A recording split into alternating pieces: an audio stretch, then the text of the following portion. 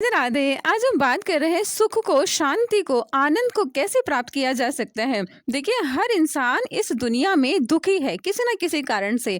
आज भी अगर ईश्वर आपके पास आ जाए और आप पूछोगे कि मुझे क्या चाहिए, ईश्वर ने आपसे पूछा कि क्या चाहिए, तो आप कोई ना कोई बात उनको जरूर बताओगे कि मुझे जॉब चाहिए या मुझे पैसा चाहिए, मुझे सुंदरता चाहिए। कुछ ना कुछ तो आपको चाहिए ही होता है, क्योंकि शायद ही ऐसा इस दुनिया में कोई इंसान हो जिसको कुछ नहीं चाहिए, और जिसको कुछ नहीं चाहिए उसको भक्ति जरूर चाहिए, यानी कि ईश्वर की प्राप्ति हो जाए। तो आज हम इसी विषय पर बात कर रहे हैं कि अगर ईश्वर आपके सामने आ जाए तो आपको क्या चाहिए, और वो चाहिए जो आपको महसूस भी करना है और आपको मिलना भी चाहिए। तो ईश्वर की प्राप्ति कैसे की जानी चाहिए, कौन सा सरल मार्ग है, आज हम इस विषय पर बात कर रहे हैं। देखिए, परिस्थितियां जीवन में चाहे अनुकूल हो या प्रतिकूल हो, आपके जीवन में आपकी इच्छा से कार्य हो रहा हो या ईश्वरीय इच्छा से कार्य हो रहा हो, आपके जीवन में सुख, शांति और आनंद की अनुभूति को आप महसूस करना चाहते हैं। आप आपके जीवन में पीस, प्रॉपर्टी और पावर को प्राप्त करना चाहते हैं। आप चाहते हैं कि पद और प्रतिष्ठा आपकी बढ़े। आप चाहते हैं कि जीवन में जो भी दुनिया है वो आपका मान और सम्मान करे। आप सौंदर्य की प्राप्ति करना चाहते हैं, आप पैसों की प्राप्ति करना चाहते हैं, आप भौतिक वस्तुओं का आनंद प्राप्त करना चाहते हैं। तो यह सब आपको तभी प्राप्त हो सकता है जब आपको ईश्वरीय कृपा प्राप्त हो, और ईश्वरीय कृपा प्राप्त करने के लिए आपको साधना की आवश्यकता पड़ेगी। साधना करने से इंसान का जीवन बदल जाता है। देखिए, सुख और दुख तो आते जाते रहते हैं और आएंगे भी। हम ये नहीं करें कि आपकी जिंदगी में कभी दुख होंगे ही नहीं, लेकिन दुख की परिस्थिति में किस प्रकार आपको खड़े रहना है, दुख की परिस्थिति से आप अपने जीवन में किस प्रकार निकल जाएंगे, यह ईश्वर तय करते हैं।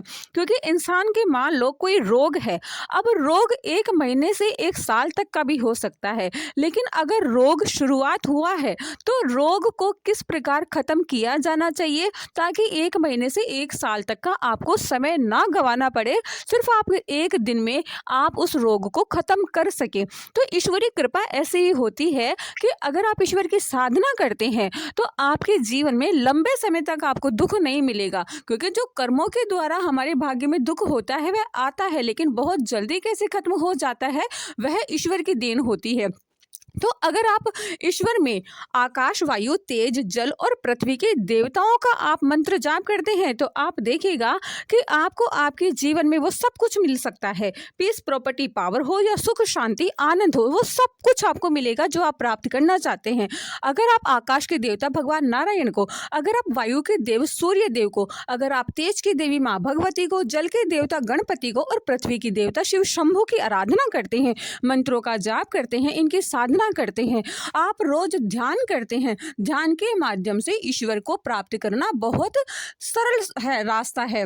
तो सरल रास्ते पर अगर आप चलते हैं, आप 3:15 पर ब्रह्म मुहूर्त में उठते हैं और आप नियमित रूप से एक आसन पर एक माला से ध्यान के द्वारा ईश्वर की प्राप्ति करते हैं, उनके मंत्रों की साधना करते हैं, तो आपके जीवन में एक समय ऐसा आएगा जब आपके जीवन में मानो कोई दुख आ गया है तो चंद मिनट, पलों में वह दुख खत्म होगा।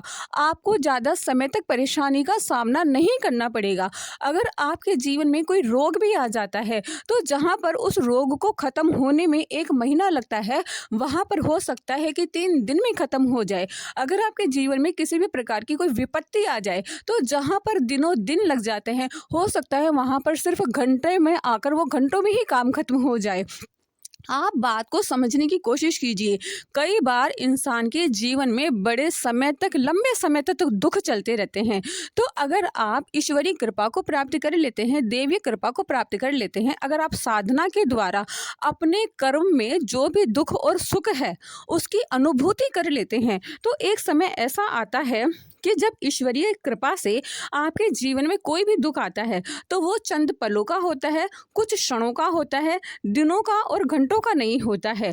आपके जीवन में दुख लंबे समय तक ना रहे, उसके लिए आकाश, वायु, तेज, जल, पृथ्वी के देवताओं को मनाना चाहिए, उनकी साधना करनी चाहिए, उनके मंत्रों का जाप करना चाहिए, और आप अपने जीवन को बदल सकते हैं। क्योंकि आपको आनंद की अनुभूति तभी होगी, आपको शांति की अनुभूति तभी होगी, आपको प्रेम की अनुभूति तभी होगी, आपको सुख की अनुभूति तभी होगी जब आप पंच देवों की आराधना करेंगे, मंत्रों का जाप करेंगे, साधना करेंगे।